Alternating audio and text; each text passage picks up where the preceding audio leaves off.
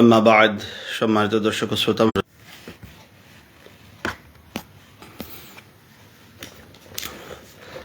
আজকে আমাদের পূর্ব ঘোষণা অনুযায়ী হাজির হলাম। আজকে 18/4/2026 তারিখ আমাদের প্রশ্নোত্তর লাইভের দ্বিতীয় পর্বতে আজকে আপনাদের সামনে হাজির হলাম। আপনাদের পাঠানো প্রশ্ন উত্তরের নির্বাচিত প্রশ্নগুলোর উত্তর দেওয়ার চেষ্টা করবো ইনশাআল্লাহ। ওমা তৌফিক ইল্লা বিল্লাহ, আলাইহি তাওয়াক্কালতু ওয়া ইলাইহি উনীব। তো আসুন কথা না বাড়িয়ে আমাদের মূল আলোচনায় চলে যাওয়া যাক। তো আমাদের এখানে এক ভাই প্রশ্ন করেছেন। আজকে মোট আমরা 10টি প্রশ্ন এবং উত্তর সম্পর্কে আলোচনা করব। আমাদের প্রথম প্রশ্ন হচ্ছে, আমাদের এক ভাই প্রশ্ন করেছেন, মৃত ব্যক্তির কোনো ওয়ারিশ নেই, অর্থাৎ কোনো উত্তরাধিকারী নেই, শুধুমাত্র 2 ভাই 4 বোন রয়েছেন, এখন এই সম্পত্তি কিভাবে বন্টন হবে? দেখুন, মৃত ব্যক্তির যদি মা বাবা বা সন্তানাদি এরকম কোনো ওয়ারিশ, স্বামী স্ত্রী কেউ, মৃত ব্যক্তি যদি কোনো ওয়ারিশ না থাকেন, তখন আর শুধুমাত্র 2 ভাই 4 বোন থাকেন, তাহলে কোরআনে কারীমের বর্ণনা অনুযায়ী লিযাকারি মিসলু হাজ্জিল উনসায়াইন, অর্থাৎ এই মৃত ব্যক্তির ভাইয়েরা আসাবা হিসাবে সম্পত্তি পাবেন এবং তাদের সাথে বোনেরাও পাবেন। তো ভাইয়েরা বোনদের ডাবল পাবেন, অর্থাৎ 2 বোন সমান 1 ভাই, এরকম সম্পত্তি বন্টন করা হবে। তো এখানে যেহেতু মৃত ব্যক্তির 2 ভাই এবং 4 বোন রয়েছেন, তো 2 ভাই এবং 4 বোনে মিলে 2 ভাই, অর্থাৎ 2 বোন সমান 1 ভাই, তাহলে 4 বোনে 2 ভাইয়ের সমান সম্পত্তি পাবেন, আর 2 ভাইয়ের সমান 2 ভাই, অর্থাৎ 4 ভাগ করে প্রত্যেক ভাইকে 1 ভাগ দেওয়া হবে, আর প্রত্যেক 2 বোনকে 1 ভাগ দেওয়া হবে, অর্থাৎ 1 ভাগকে 2 ভাগ করে অর্ধেক করে বোনদেরকে দেওয়া হবে। এরকমভাবে মোট কথা 4 ভাগ করে 2 ভাইকে 2 ভাগ এবং 4 বোনকে আরও 2 ভাগ, এভাবেই দেওয়া হবে। প্রত্যেক বোন অর্ধেক ভাগ 1 ভাগের অর্ধেক হিসাবে পাবেন। এই ছিল প্রথম প্রশ্নের উত্তর। দ্বিতীয় প্রশ্ন হচ্ছে, আমাদের এক ভাই হাদি মিডিয়া থেকে প্রশ্ন করেছেন, খুব সম্ভব, হ্যাঁ, যে কাতার সোজা করুন। ইমাম সাহেবরা জামাতে নামাজ যখন শুরু হয়, তো ইমাম সাহেবগণ অনেক সময় বলেন মুসল্লিদের লক্ষ্য করে, কাতার সোজা করুন, মোবাইল বন্ধ রাখুন, খালি জায়গা পূরণ করুন। তো ওনার প্রশ্ন হচ্ছে, এই শব্দগুলো একামতের আগে বলবেন নাকি পরে বলবেন, বা বললে কখন বলাটা উচিত বা উত্তম? দেখুন, হাদিসের মধ্যে এসেছে, বুখারীর বর্ণনা, বুখারীর 7733 নং হাদিস, আল্লাহর হাবিব সাল্লাল্লাহু আলাইহি ওয়াসাল্লাম বলেছেন যে, ইন্নামা জুইলাল ইমামু লিইউতাম্মা বিহি, ইমামকে বানানো হয় অনুসরণ করার জন্য, মানে ইমামকে সামনে রেখে অনুসরণ করে বাকি সব মুসল্লি নামাজ আদায় করবেন। তো ইমামের মূল দায়িত্ব হচ্ছে নামাজ প্রতিষ্ঠা, মানে নামাজ কায়েমের ক্ষেত্রে, জামাতের সাথে নামাজ আদায়ের ক্ষেত্রে মসজিদে ইমাম সাহেব হচ্ছেন প্রধান ভূমিকা রাখেন, যিনি নামাজ প্রতিষ্ঠা করেন। তো ইমাম সাহেব নামাজ প্রতিষ্ঠার ক্ষেত্রে একটা বিষয় কি, আল্লাহ হাবিব সাল্লাল্লাহু আলাইহি হাদিসের মধ্যে বলেন, সাওয়ু সুফুফাকুম, তোমরা নামাজের ক্ষেত্রে নামাজের সফগুলো সোজা করে দাঁড়াও, ফাইন্না তাসফিয়াতাস সুফুফি মিন ইকামাতিস সালাহ। এই নবীজি সাল্লাল্লাহু আলাইহি সাল্লাম বলেন যে সফ সোজা করা এটা নামাজ প্রতিষ্ঠা করার অন্তর্ভুক্ত। তো সফ সোজা করে জামাতে নামাজ পড়তে হলে সফ সোজা করে সুন্দরভাবে দাঁড়িয়ে নামাজ পড়তে হয়, এটা একটা জরুরি বিষয়। তো এই বিষয়টা নিশ্চিত করবেন ইমাম সাহেব। এখন প্রশ্ন হচ্ছে, ইমাম সাহেব নিশ্চিত কিভাবে করবেন এবং কখন করবেন? দেখুন, আমরা যদি কোরআন সুন্নাহর দিকে তাকাই বা খুলাফায়ে রাশিদার দিকে তাকাই, তাহলে আমরা দেখতে পাই যে উমর রাদিয়াল্লাহু তাআলা আনহু এবং ওসমান গনি রাদিয়াল্লাহু তাআলা আনহু, ওনারা জামাত মুয়াজ্জিন সাহেব একামত দেওয়ার পর, মুয়াত্তা মালিকের মধ্যে এই বর্ণনাগুলো আছে যে মুয়াজ্জিন সাহেব একামত দেওয়ার পর উমর রাদিয়াল্লাহু আনহু এবং ওসমান রাদিয়াল্লাহু তাআলা আনহু মানুষকে পাঠাতেন যে দেখো মসজিদের জামাত ওর সফ সোজা হয়েছে কিনা। যদি ওনারা এসে খবর দিতেন যে হ্যাঁ সফ সোজা হয়ে গেছে, তখন ওনারা নামাজ শুরু করতেন, মানে আল্লাহু আকবার তাকবীর দিয়ে নামাজ শুরু করতেন। এছাড়া হযরত মাতা মালিকে আরেকটা এরপরে তিরমিজিতে আরেকটা বর্ণনাতে আছে যে উসমান রাদিয়াল্লাহু আনহু এবং আলী রাদিয়াল্লাহু আনহু এই সময়ে ঘোষণা দিতেন, এমনকি তারা ঘোষণা দিতেন ইয়াতাআহাদান ও ইয়াকুলান, তারা বলতেন সব সময়, অধিকাংশ সময় এভাবে বলতেন যে সাব্বু সুফুফাকুম, তোমরা নামাজের সফগুলো সোজা করো। এছাড়া আল্লাহর হাবিব সাল্লাল্লাহু আলাইহি ওয়াসাল্লামও নামাজের সফ সোজার জন্য জামাতের পরে নামাজের সফ সোজা হয়েছে কিনা এগুলো দেখে নামাজে দাঁড়াইতেন। তো যদিও হুজুর আলাইহিস সালাতু ওয়াস সালাম কখন বলতেন এই ব্যাপারে সুস্পষ্ট কোনো বর্ণনা পাওয়া যায়নি, কিন্তু সাহাবায়ে কেরামের আমল, বিশেষ করে খুলাফায়ে রাশিদিনের মধ্য থেকে উমর রাদিয়াল্লাহু আনহু এবং উসমান রাদিয়াল্লাহু আনহু, আলী রাদিয়াল্লাহু আনহু আমল, উমর এবং উসমান রাদিয়াল্লাহু আনহু আমল হচ্ছে যে ওনারা লোক নির্ধারণ করে দিতেন যে একামতের পরে যে পুরো মসজিদে জামাত সফ সোজা হয়েছে কিনা এটা দেখার জন্য। যদি বলতেন ওই লোকেরা, প্রতিনিধিরা এসে বলতো যে সফ সোজা হয়ে গেছে, তখন তারা নামাজে দাঁড়াইতেন। আর আলী রাদিয়াল্লাহু আনহু এবং উসমান গনি রাদিয়াল্লাহু আনহু দুইজনই জামাত শুরু করার আগে নিজেরা সশব্দে নিজেরা বলতেন সাউউ সুফুফাকুম, তোমরা সফ সোজা করে দাঁড়াও, বা আপনারা সফ সোজা করে দাঁড়ান। তো এভাবে বলার পরে সফ সোজা দেখে দাঁড়াইতেন। তাহলে বোঝা গেল ইমাম সাহেব একামতের পরে নামাজ শুরু করার ঠিক আগ মুহূর্তে তিনি জামাতের দিকে একটু পর্যবেক্ষণ করবেন যে সব প্রত্যেকটা কাতারের সব সোজা আছে কিনা। যদি কোনো ব্যতিক্রম দেখেন, আলী রাদিয়াল্লাহু আনহুর ব্যাপারে বর্ণিত আছে যে তিনি বলতেন যে তাকাদ্দাম ইয়া ফুলান ও তাআখার ইয়া ফুলান, কেউ যদি দেখতেন যে একটু আগে চলে আসছে তো বলতেন একটু আগে যাও, একটু পিছিয়ে যাও, তাআখার ইয়া ফুলান। কেউ একটু পিছিয়ে চলে গেলে বলতেন যে তাকাদ্দাম ইয়া ফুলান। আলী রাদিয়াল্লাহু আনহু এভাবে নাম ধরে ধরে বলতেন যে তুমি একটু আগে আসো, একটু পিছনে যাও, সফটা সোজা করো। তো এরকম সফ সোজা করতেন। তাহলে বোঝা গেল একামতের পরে এবং নামাজ শুরু করার আগে ইমাম সাহেবের দায়িত্ব হচ্ছে যে পিছনে দেখবেন যে রাকাত বা সফগুলো সোজা আছে কিনা। দেখুন, একটা বিষয় আমি বলে রাখি, আমাদের সাধারণত মসজিদগুলোতে সফ সোজার জন্য জামাত আছে, জামাতে একটা চিহ্ন বা ওই টান দেওয়া থাকে, বা অথবা কার্পেটও যদি থাকে তাহলে কার্পেটের একটা সোজা করার একটা সিস্টেম থাকে। এই জন্য সফ মোটামুটি অটোমেটিকই সোজা হয়ে যায়। এই জন্য ওইভাবে এত বেশি কসরত করতে হবে না। কিন্তু এরপরে ওই ইমাম সাহেব নামাজের পূর্বে একটু দেখবেন, খেয়াল রাখবেন সফ সোজা হইল কিনা, অথবা ওনার প্রতিনিধির মাধ্যমে, মুয়াজ্জিন বা যে কারো মাধ্যমে এটা করাইতে পারেন। হ্যাঁ, তবে এটা নিশ্চিত করে উনি নামাজে দাঁড়াইবেন যে সফ সোজা হয়েছে, এরপরে নামাজে দাঁড়াইতে পারেন। তাহলে বোঝা গেল, এখান থেকে আমরা জানতে পারলাম যে সাহাবায়ে কেরামের আমল থেকে জানতে পারলাম যে একামতের পরে নামাজ শুরু করার আগে ইমাম সাহেবদের দায়িত্ব হচ্ছে যে একটু পর্যবেক্ষণ করা, প্রয়োজন হলে মুখে বলবেন সব সোজা করেন। এমনকি বলতে পারেন যে আপনি একটু এদিকে সরেন, এখানে ফাঁকা হয়ে গেছে, খালি হয়ে গেছে, খালি জায়গাটা পূরণ করে নেন। এগুলো মুখ দিয়ে নির্দিষ্টভাবে বলতে পারেন, আবার আমভাবে বলতে পারেন যে খালি জায়গা পূরণ করেন, এটা বলার সুযোগ রয়েছে। এখানে আরেকটা বিষয় বলে রাখি যে আমাদের সমাজে বা আমাদের দেশ সাধারণত মোবাইল বন্ধ করুন বলে একটা কথা আমরা অনেকেই বা অনেক মসজিদে বলা হয়। তো এটা বলা হয় যদি এই উদ্দেশ্যে যে অনেকে মোবাইল সাইলেন্ট করে না বা বন্ধ করে না, পরবর্তী নামাজে ডিস্টার্ব হয়, তো ভুলে যাতে এরকম না হয় এই জন্য ইমাম সাহেবরা সতর্ক করে দেন। তো এটা বলেন, কিন্তু আমার একটা দৃষ্টিভঙ্গি হচ্ছে যে এই বিষয়টা দেখেন, নামাজে দাঁড়ানোর পর মোবাইল টোবাইল বা নামাজের বাইরে যত জিনিস রয়েছে এগুলো সে ঠিকঠাক করে চলে আসবে। এটা মুসল্লির দায়িত্ব, এটা ইমামের দায়িত্ব না। ইমামের দায়িত্ব হচ্ছে নামাজটা পারফেক্টলি প্রপারলি নামাজটা একামাতুস সালাহ, নামাজ কায়েম করা, মুসল্লিদের নিয়ে নামাজ প্রতিষ্ঠা করা, নামাজ কায়েম করা, মসজিদে জামাতের সাথে নামাজ আদায় করা, এটা হচ্ছে ইমাম সাহেবের দায়িত্ব। তো মোবাইল বন্ধ করানো এটা ইমাম সাহেবের দায়িত্ব না বা দায়িত্বের মধ্যে পড়ে না। এই জন্য সারা বছর স্থায়ীভাবে এভাবে বলতে থাকা প্রতি ওয়াক্ত নামাজে না মোবাইল বন্ধ করুন, সব সোজা করুন, মোবাইল বন্ধ করুন, এই জিনিসটা আসলে মোবাইল বন্ধ করুন সব বিষয়ে, সব বাক্যটা আসলে একটু দৃষ্টিকটু। এবং এটা ধরেন সাহাবায়ে কেরামের আমল থেকে এই সব সোজা করুন বা এই শব্দ পরে অন্য কোনো কিছু আমল পাওয়া যায় না। এই জন্য এই জাতীয় মোবাইল বন্ধ করুন এই বিষয়টা এখানে না বলাটাই চাই। হ্যাঁ, একটা 2 বছরে বা মাসে 2-1 বার বলা যেতে পারে, সবাইকে জানাই দেওয়া যে আমরা নামাজের আগে অবশ্যই মোবাইল বন্ধ করবো বা মোবাইল সাইলেন্ট করে রাখবো, যাতে নামাজে ব্যাঘাত না করতে, ডিস্টার্ব না হয়। এই বিষয়টা খেয়াল রাখা চাই বা বয়ানে বলে দেওয়া উচিত। কিন্তু প্রত্যেক ওয়াক্ত নামাজে ওই সব সোজা করুন এটা যেভাবে বলা, সাথে মোবাইল বন্ধ করুন এটা বলা, এরকমভাবে বলা গুরুত্বের সাথে এটা অনুচিত বলে আমি মনে করি। আচ্ছা, দ্বিতীয় প্রশ্ন গেল। তৃতীয় প্রশ্ন হচ্ছে, আমাদের আরেক ভাই প্রশ্ন করেছেন, মসজিদের ছাদ কি মসজিদের অন্তর্ভুক্ত? মসজিদের যে ছাদ রয়েছে, ছাদ এটা কি মসজিদের অন্তর্ভুক্ত?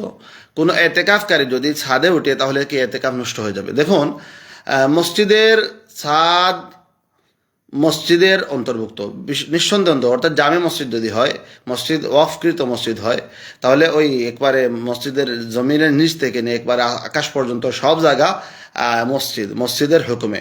তো ছাদও মসজিদের হুকুমে নিশ্চয়। ছাদের উপর যদি কেউ উঠে, তাহলে এখন দেখা হবে যে ছাদের উপর সে কিভাবে উঠেছে। যদি দেখা যায় মসজিদের ভিতরে সিঁড়ি দিয়া ছাদের উপরে উঠেছে, তাহলে নামাজ মানে এতেকাফ নষ্ট হবে না। আর যদি মসজিদের বাইরের সিঁড়ি ব্যবহার করে, যেটা মসজিদের ভিতরে না বাইরের সিঁড়ি ব্যবহার করে কেউ যদি ছাদের উপরে উঠে, তাহলে নামাজ নষ্ট হয়ে যাবে, এতেকাফ নষ্ট হয়ে যাবে, এতে কোনো সন্দেহ নেই। চতুর্থ আরেকটা প্রশ্ন হচ্ছে, মৃত ব্যক্তির জন্য শিরনি দেওয়া বা শিরনি করা জায়েজ কিনা? দেখুন, মৃত ব্যক্তির জন্য শিরনি বলেন বা সিন্নি বলেন, যেটা আমাদের সিলেটি ভাষায় সিন্নি বলা হয়, সিন্নি দেওয়ার হুকুম কি, বিধান কি? দেখুন, মৃত ব্যক্তির ইসালে সওয়াবের উদ্দেশ্য, অর্থাৎ মৃত ব্যক্তি, মানুষ যখন মারা যায়, হাদিসের মধ্যে এসেছে ইনকাতা আনহু আমালুহু, হ্যাঁ, ইদা মাতা ইবনু আদম বানি আদম, ইদা মাতা ইবনু আদম বানি আদম যদি ইন্তেকাল করে, ইন্তেকালের সাথে সাথে তার আমল চলে যায়, হ্যাঁ, ইল্লা মিন সালাহ, তবে তিনটা আমল বাকি থাকে, হ্যাঁ। তার মধ্যে একটা হচ্ছে সদকায়ে জারিয়া। তো সদকায়ে জারিয়াগুলো বাকি থাকে, আরও কিছু আমল বাকি থাকে। তো মানুষ মারা যাওয়ার পরে সে অসহায় হয়ে যায় কবরের জগতে, তখন সে আমলের কোনো সুযোগ থাকে না। এখন তাকে শুধুমাত্র কিছু সুযোগ থাকে যে দুনিয়া থেকে কোনো কাজ তার বংশধর বা তার আত্মীয় স্বজনরা করে তার সবটুকু পৌঁছায় দেওয়া, এটাকে ইসালে সব বলা হয়। তো ইসালে সব ফুকাহে কেরামের দৃষ্টিতে এটা জায়েজ একটা আমল, কোরআন সুন্নাহ দ্বারা সমর্থিত একটা আমল, এটা করা যায়।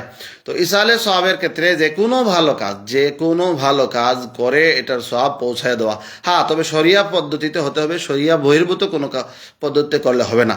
ঠিক তেমনিভাবে আপনি যদি খানাও খাওয়ান, সিন্নি, মিষ্টান্ন জাতীয়, ফিরনি, সিন্নি বা যে কোনো জাতীয় যে কোনো খাবার, যে কোনো ধরনের খাবার গরিবকে বা কোনো মুসলমানকে যদি খাওয়ানো হয় বা দাওয়াতও খাওয়ানো হয়, আর এটার মাকসাদ থাকে যে এর যে সবটুকু হবে, এই সবটুকু আমার এই আত্মীয় যিনি ইন্তেকাল করেছেন, নিহত ব্যক্তি, মৃত ব্যক্তি, মারহুম, ওনার জন্য এর সবটুকু পৌঁছে দেওয়া, এটা যদি এই উদ্দেশ্যে করা হয় তাহলে জায়েজ আছে, নিঃসন্দেহে জায়েজ আছে। তবে হ্যাঁ, এখানে একটা বিষয় কি, আমাদের সমাজে সিন্নি দেওয়ার যে প্রচলিত সিস্টেম, অনেক জায়গায় দেখা যায় যে এটাকে বাধ্যতামূলক মনে করা হয়, এবং মৃত ব্যক্তি মারা যাওয়ার পর আপনার ওই 3 দিন, এরপরে ওই 40, এরপরে এরকম একটা নির্দিষ্ট তারিখ রয়েছে যে এই তারিখে এটা করতেই হয়।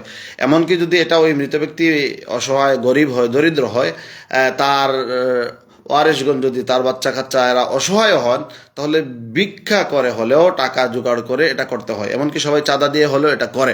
তো এই রকম যে সিস্টেম যেখানে থাকবে, এটা ফুকায়ে কেরাম বলেছেন এভাবে বাধ্যবাধকতামূলকভাবে বা ডেট একবারে ফিক্সড করে না করলে না হবে, এই সিস্টেমে করা এটা শরীয়তের দৃষ্টিতে জায়েজ নয়। কারণ এখানে ওই মানুষের উপর কোনো একটা জিনিসকে চাপাইয়া দেওয়া হয়, আর শরীয়তে কোনো কাজকে কারো উপর অন্যায়ভাবে চাপাইয়া দেওয়া, এটা শরীয়ত সমর্থন করে না।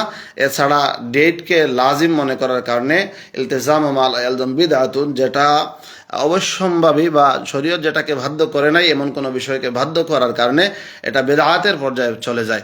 এই জন্য ফুকাহে কেরাম এটাকে নিষেধ করেন।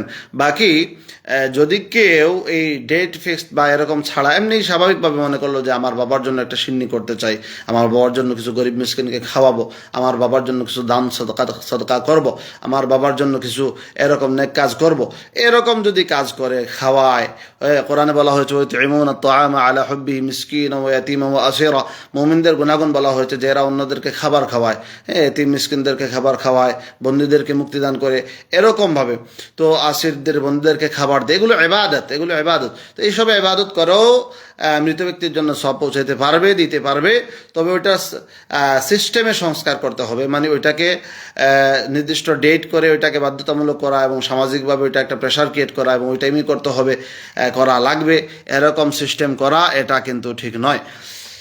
আচ্ছা, আর দ্বিতীয় আর 5 নম্বর প্রশ্ন হচ্ছে, বেবিচারী ইমাম, মানে বেবিচারী ইমামের পিছনে নামাজ পড়া কি জায়েজ হবে? দেখুন, ইমাম হচ্ছেন আল ইমাম মুদামিনুন, হাদিসের মধ্যে এসেছে যে, আমরা একটু সামনে গেলে আলোচনা করব যে আবু দাউদের 517 নং হাদিস, আল ইমাম মুদামিনুন, ইমাম হচ্ছেন দায়িত্বশীল, জিম্মাদার, সব মানুষের নামাজের দায়িত্বশীল। তো ইমাম, এই জন্য ইমাম হওয়ার জন্য নির্দিষ্ট কিছু কোয়ালিটি রয়েছে যেগুলো হতে হবে। তো ফাসিকে মুলিন অর্থাৎ প্রকাশ্য ফাসিক যদি কেউ হয়, দেখুন ফিস্ক গুনাহ বা পাপাচারটা দুই ধরনের। একটা হচ্ছে যে একটা লোক প্রকাশ্যে যে কোনো গুনাহ করে, কবিরা গুনাহ করে বেড়ায়, তাহলে এটাকে বলা হয় ফাসিকে মুলিন। হাদিসের মধ্যে আসছে কুল্লু উম্মাতিন মুআফা ইল্লাল মুজাহিরুন, আমার উম্মত সবাইকে মাফ করে দেওয়া হবে, তবে মুজাহির যারা প্রকাশ্যে গুনাহ করবে, বুক ফুলে গুনাহ করবে, প্রকাশ্যে গুনাহ করবে বা সমাজে গুনাহ বিস্তৃত করবে, তাদেরকে ছাড়া সবাইকে মাফ করা হবে। তো ফাসিকে মুলিন বা ফাসিক যারা স্বীকৃত ফাসিক, সমাজের কাছে স্বীকৃত ফাসিক যারা, এরকম ফাসিক কোনো ব্যক্তির ইমামতি করা জায়েজ নেই, এরকম ইমামের পিছনে নামাজ পড়াও জায়েজ নাই। হ্যাঁ, তো জিনাকার যদি ফাসিক একবার ওই, আর কেউ যদি আবার ওই ধরেন গুনাহ হয়তো ভুল ত্রুটি হয়, মানুষ কুল্লু বনি আদম খাত্তাউন ওয়া খায়রুল খাত্তাইন তাওয়াবুন, প্রত্যেক মানুষই ভুল হয়, গুনাহ ভুল ত্রুটি হয়। আর সর্বোত্তম মানে বনি আদমের মধ্যে সর্বোত্তম ব্যক্তি সেই হাদিসের মধ্যে এসেছে যে কি করে তাওবা করে। তাহলে ভুল ত্রুটি গুনাহ এগুলো হয়ে যেতে পারে কোনো মানুষ থেকে, কিন্তু ওইটা যদি প্রকাশ্যে কেউ করে এবং ওইটাকে স্বীকৃত ফাসিক হয়, হ্যাঁ, তাহলে এরকম ফাসিক ইমাম চাই, সে যে কোনো কারণে ফাসিক হোক, জেনা করার কারণে, মদ খাওয়ার কারণে বা সুদ খাওয়ার কারণে বা যে কোনো হারাম কাজে সরাসরি ইনভলভ থাকার কারণে যদি ফাসিক হয়, স্বীকৃত ফাসিক, তার পিছনে নামাজ পড়া জায়েজ হবে না। জি, 6 নম্বর প্রশ্ন হচ্ছে নফল নামাজ আদায়কারীর পিছনে ফরজ নামাজ আদায় করার হুকুম কি? এখানে আমাদের ইংল্যান্ড থেকে এক দিনী ভাই প্রশ্ন করেছেন এভাবে যে হজরত বয়সে আমাকে প্রশ্ন করেছেন যে হজরত এভাবে আমাদের এখানে, উনি এক মসজিদের ইমাম সাহেব, তো উনি বিষয়টা একটু তাহকিক করার জন্য প্রশ্ন করেছেন যে উনি একটা কিতাব, আরবি একটা কিতাবের মধ্যে দেখেছেন যেখানে শেখ বাজ এবং শেখ, ওনাদের বক্তব্য হচ্ছে যে একটা মানুষ যদি তারাবির নামাজ পড়ছেন, একটা লোক 2 রাকাত নামাজ পড়ছেন, একজন লোক একাকী নামাজ পড়ছেন, তো এর পিছনে একটা লোক গেল, সে এশার নামাজ পড়ে নাই, বা তারাবি জামাতে হচ্ছে 2 রাকাত হচ্ছে, এখন এশার নামাজ যে পড়ে নাই, এই লোকটা গিয়ে ওই তারাবি পড়ার পিছনে সে দাঁড়ায় গেল, নিয়ত করলো যে আমি এশার ফরজ নামাজ পড়ছি। তারাবিতে 2 রাকাত থেকে যখন সালাম ফেরানো হলো, আসসালামু আলাইকুম ওয়া রাহমাতুল্লাহ, আসসালামু আলাইকুম ওয়া রাহমাতুল্লাহ, তখন ওই লোকটা এশার পরবর্তী তার যে আরো 2 রাকাত রয়ে গেছে, এই 2 রাকাত পড়ার জন্য দাঁড়ায় গেল। অর্থাৎ সে তারাবির নামাজ ইমাম সাহেবের পিছনে পড়ে, তবে সে নিয়ত করলো এশার ফরজ নামাজ আদায়। ইমাম সাহেব যখন সালাম ফিরালেন, বাকি 2 রাকাত পড়ার জন্য দাঁড়ায় গেল। এমত অবস্থায় 2 রাকাত শেষ করলো, সালাম ফিরে নামাজ শেষ করলো। এখন প্রশ্ন হলো এই নামাজটা তার শুদ্ধ হবে কিনা, বৈধ হবে কি না? তো ওখানে শেখ বিন বাজের ফতোয়া হচ্ছে যে এই নামাজ বৈধ হবে। দেখুন এখানে একটা বিষয় কি, এখানে আরেকটু ভিতর থেকে আমাদেরকে আসতে হবে। এই ফুরোটা এসেছে, মূল মাসলা হচ্ছে যে সলাতুল মুফতারিদ খালফাল মুতানাফিল, অর্থাৎ নফল নামাজ যারা পড়েন, নফল বলতে ফরজ ও ওয়াজিব পরে বাকি যত নামাজ রয়েছে ফরজের পরে, সুন্নাত নামাজ সমূহ এবং আপনার ওই নফল নামাজগুলো সবগুলোই তাতাউয়ের ভিতরে, মানে নফল পরিভাষায় নফল ধরা হয়। এই নফল নামাজ অর্থাৎ ফরজ বাদে নফল নামাজ পড়া ইমামের পিছনে বা সুন্নাহ নামাজ পড়া ইমামের পিছনে ফরজ আদায় কেউ যদি করতে চায় মুক্তদি হয়ে, তাহলে তার এই ফরজ আদায় করা জায়েজ হবে কিনা? দেখুন আহনাফের বক্তব্য হচ্ছে যে এটা জায়েজ নয়, যদিও অন্যান্য মাযহাবের উলামায়ে কেরাম, বিশেষত সগীরাইন ইমাম আহমদ ইবনে হাম্বল রাহমাতুল্লাহ একটি বক্তব্য হচ্ছে এবং শাফি রহমতুল্লাহ আলাইহির একটি বক্তব্য হচ্ছে যে নামাজ আদায় হয়ে যাবে। নফল নামাজের পিছনে, মানে নফল ইমামের পিছনে ফরজ আদায়কারীর ফরজ নামাজ আদায় হয়ে যাবে। ওনাদের বক্তব্য হচ্ছে যে মুআয রাদিয়াল্লাহু তাআলা হাদিস, মুআয রাদিয়াল্লাহু থেকে বর্ণিত, বুখারীর বর্ণনা, তিনি বলেন যে আমি নবীজির সাথে এশার নামাজ পড়ে এসে আবার আমার মহল্লায় গিয়ে তাদেরকে নিয়ে এশার নামাজ পড়াতাম, আমি ইমাম হয়ে জামাত পড়াতাম। তো এই হাদিসকে সামনে রেখে ওনারা বলেন যে জায়েজ হবে। কিন্তু ইমাম আবু হানিফা রহমতুল্লাহ আলাইহি এবং ইমাম মালিক রহমতুল্লাহ আলাইহি সহ আরও অসংখ্য উলামায়ে কেরাম মুজতাহিদ, ওনাদের বক্তব্য হচ্ছে যে না, এভাবে নফল ব্যক্তি নফল ইমামের পিছনে ফরজ নামাজ আদায়কারীর ফরজ নামাজ আদায় হবে না, নফল ইমামের পিছনে ফরজের ইক্তেদা বিশুদ্ধ হবে না। ওনাদের দলিল হচ্ছে হাদিসের মধ্যে এসেছে আল ইমামু দামিনুন আবু দাউদের 517 হাদিস যে ইমাম হচ্ছেন দামিন, জিম্মাদার, জিম্মাদার। তো ইমাম হচ্ছেন পূর্ণ নামাজের জিম্মাদার, ইমাম হচ্ছেন নামাজের দায়িত্বশীল। এখন ইমাম যেহেতু নামাজের দায়িত্বশীল, তো দায়িত্বশীল যিনি হন, যিনি নামাজকে টেনে নিয়ে যাবেন, যিনি নামাজের ভার বহন করবেন, উনি যদি দুর্বল হন মুক্তদি থেকে, তাহলে উনি কিভাবে এই নামাজের ভার বহন করবেন? অর্থাৎ মুসল্লি ইমাম যদি মুতানাফিল হন, নফল নামাজ আদায় করেন, আর পিছনে যদি ফরজ নামাজ আদায়কারী মুক্তদি দাঁড়ায় যায়, তাহলে ফরজ এবং নফল নামাজের ক্ষেত্রে আমরা জানি অনেক হুকুমে ভিন্নতা রয়েছে। নফল নামাজে অনেক ক্ষেত্রে আপনার ওই ঘোড়ার উপর সর হয়ে কিবলাও যদি ঠিক না থাকে অনেক ক্ষেত্রে পড়া যায়। নফল নামাজে অনেক ছাড় রয়েছে, নফল নামাজ বসে বসে পড়া যায়, শুয়ে শুয়ে পড়া যায়, অনেক কিছু। কিন্তু ফরজ নামাজে বসে শুয়ে পড়া যায় না। এরকম আরও অনেক বিধিবিধান রয়েছে। তো ফরজ নামাজ, নফল নামাজ লঘু, এবং এটাতে অনেক তাখফিফ বা ছাড় রয়েছে। ফরজ নামাজে সেই ছাড়গুলো নেই, সরকারি ফরমান, আল্লাহর ফরমান। তো ফরজ নামাজ যিনি পড়ছেন, তিনি নফল নামাজ আদায়কারী পিছনে নামাজ পড়লে নামাজ হবে না।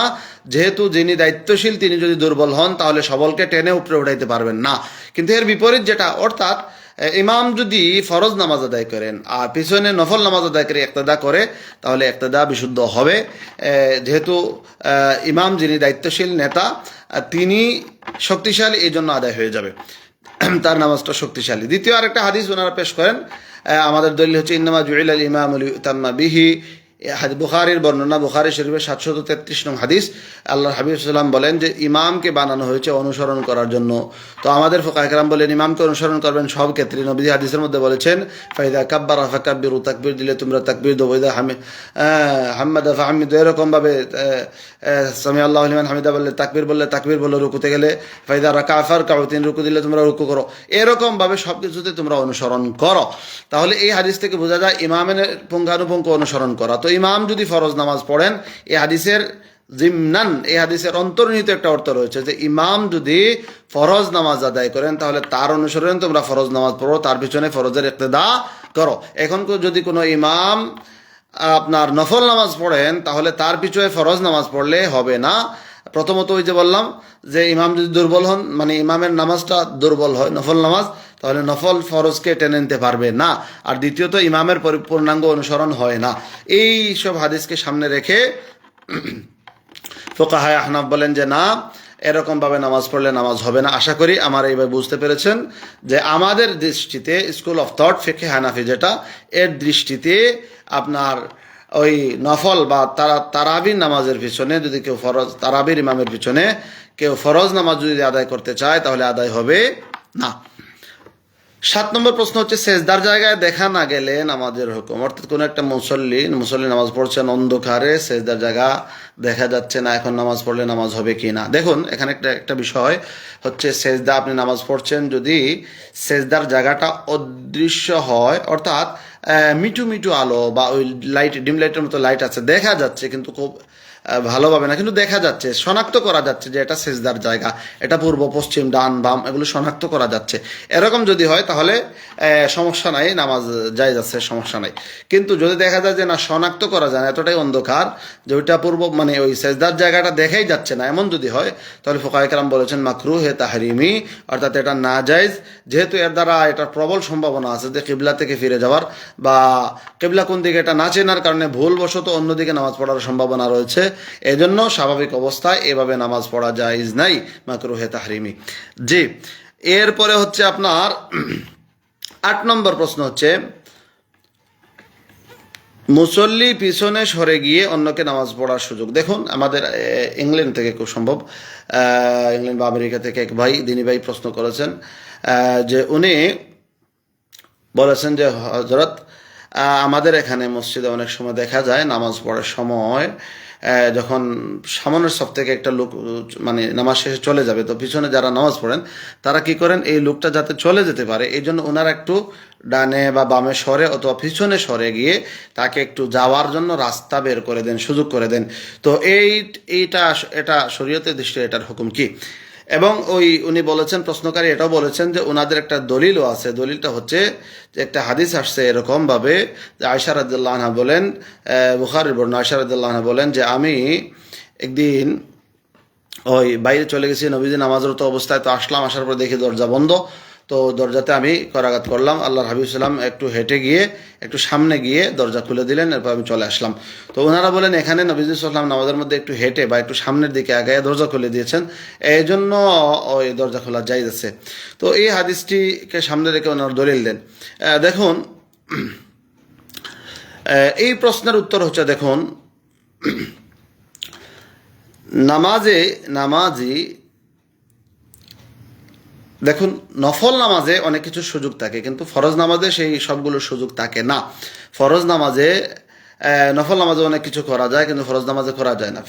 ফোকাহায়ে আহনাফের বক্তব্য হচ্ছে যে এই হাদিস যেটা রয়েছে, এই হাদিসটির মাহমিল হচ্ছে বা মিসদাক হচ্ছে নফল নামাজ। অর্থাৎ নফল নামাজ যদি কেউ চায় একটু কোনো প্রয়োজনে, এরপরে বিনা প্রয়োজনে সরতে পারবেন, প্রয়োজনে যদি একটু আগপিস যাইতে চায় বা যেতে চায় তাহলে যেতে পারবে, কিন্তু ফরজ নামাজে এটা করা জায়েজ হবে না কোনোভাবে। ফরজ নামাজে বিশেষত এটা করা কোনোভাবেই জায়েজ হবে না। তবে এখানে একটা কথা বলে রাখি, অল্প যদি এক কদম বা দুই কদম কেউ ফরজ হোক বা নফল নামাজ হোক একটু সামনের দিকে বা পিছনের দিকে এক বা দুই কদম বা ডানে বা বামে বিশেষ প্রয়োজনে এক দুই কদম দেন, তাহলে এর কারণে নামাজ ফাসিদ হবে না।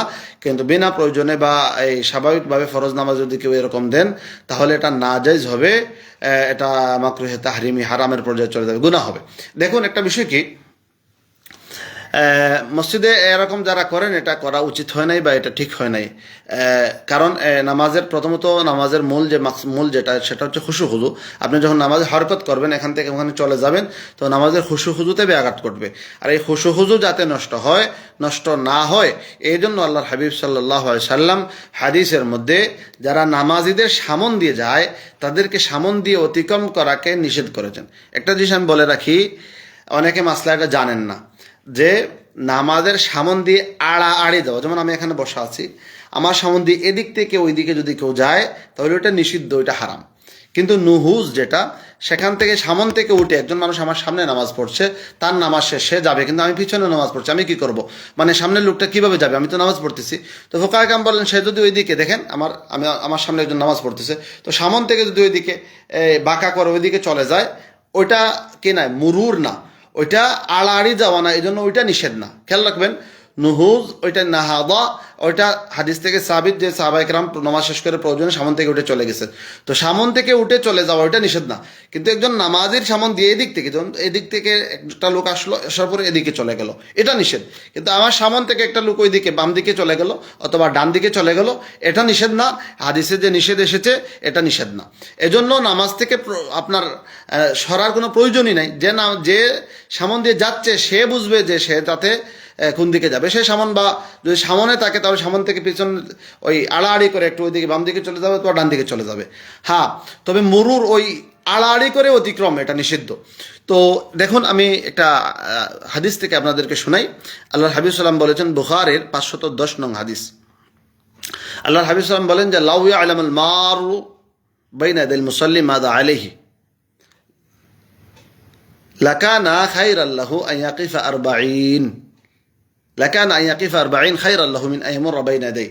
আল্লাহর হাবিব সাল্লাল্লাহু আলাইহি সাল্লাম বলেন যে মুসল্লিদের সামন দিয়ে যারা যায়, অতিক্রম করে, তারা যদি এটা জানতো যে মুসল্লিদের সামন দিয়ে যাওয়া কত বড় অপরাধ, কত বড় পাপ, এটা যদি তারা জানতো তাহলে তারা কি করতো? তাহলে তারা 40, হাদিসের রাবি বলেন যে আমি জানি না এই 40 দ্বারা নবীজি কি উদ্দেশ্য করেছেন, 40 মাস, 40 বছর, হ্যাঁ, নাকি 40 দিন অপেক্ষা করতো। নবীজি বলেন 40 পর্যন্ত অপেক্ষা করতো। তো মানে সর্বোচ্চ যদি ধরা হয় তাহলে 40 বছর পর্যন্ত অপেক্ষা করতো, কিন্তু নামাজের সামন দিয়ে সে অতিক্রম করতো না। একটা হাদিস। দ্বিতীয় একটা হাদিস দেখুন, বুখারী বর্ণনা 3272 নং হাদিস। আল্লাহর হাবিব সাল্লাল্লাহু আলাইহি ওয়াসাল্লাম বলেন যে ইদা মাররা বাইনা ইয়াদাই আহাদিকুম শাইউন, তোমাদের সামন দিয়ে যদি কোনো জিনিস, মানুষ হোক অথবা অন্য কোনো জিনিস হোক বা পশু পাখি হোক, কোনো কিছু হোক, তোমাদের নামাজিদের সামন দিয়ে যদি কেউ যায়, অতিক্রম করে, তাহলে আল্লাহর হাবিব সাল্লাম বলেন ওহুয়া ইউসাল্লি, সে নামাজরত অবস্থায়, এমত অবস্থায় তার সামন দিয়ে যাচ্ছে, ফালিয়ামনাহু, সে যেন কি করে, বাধা দে। তাহলে ফরজ নামাজ হোক নফল নামাজ হোক, সব নামাজেই সাধারণত যাতে খুশু নষ্ট না হয় এই জন্য নামাজের সামন দিয়ে অতিক্রম করা এটা নাজায়েজ, গুনাহের কাজ। তবে হ্যাঁ, ওই যে বললাম মুরুর নিষিদ্ধ, নুহুজ নিষিদ্ধ না। আর দ্বিতীয় বিষয় হচ্ছে ফরজের ক্ষেত্রে গুনার পরিমাণটা একটু বেশি হবে, আর গাঢ় হবে, আর নফলের ক্ষেত্রে একটু কম হবে, কিন্তু উভয়টাতে নিষিদ্ধ। তো নবীজি বলেন ফালিয়াম না হো, সে যেন বাধা দেয়, সামন দিয়ে যেতে বাধা দিবে, এরকম সে যে কোনোভাবে বাধা দিবে, প্রয়োজনীয়ভাবে হাত দিয়ে বাধা দিতে পারে, বাধা দিবে। হ্যাঁ, ফাইন আবা, যদি এই লোকটা অস্বীকার করে ফালিয়াম না হো, হ্যাঁ, তাহলে আবার দ্বিতীয়বার বাধা দিবে। মুখ দিয়ে তো আর বলতে পারবেন না, দিকে যেতে পারবেন না, দ্বিতীয়বার আবার বাধা দিবে। দ্বিতীয়বার বাধা দেওয়ার পর এরপরে যদি সে না মানে, তৃতীয়বার ফালিউ কাতিলহু, নবীজি বলেন যে সে যেন কি করে, মানে ফালিউ কাতিলহু, তার সাথে ঝগড়া শুরু করে দেয়, মানে সে যেন প্রবলভাবে বাধা দেয়। হ্যাঁ, প্রয়োজনে মানে ওই যদি মানে ফালিউ কাতিলহু অর্থ হচ্ছে যে সে যেন তার সাথে যুদ্ধ শুরু করে দেয়, হ্যাঁ, লড়াই করে। তো লড়াই করা মানে সে বাধা দিবে, যতটুকু নামাজের আমালে কাসির না হয় এমনভাবে সে যতটুকু পারে বাধা দিবে। নবীজি গুরুত্ব বুঝাইতে গিয়ে এভাবে বলেছেন।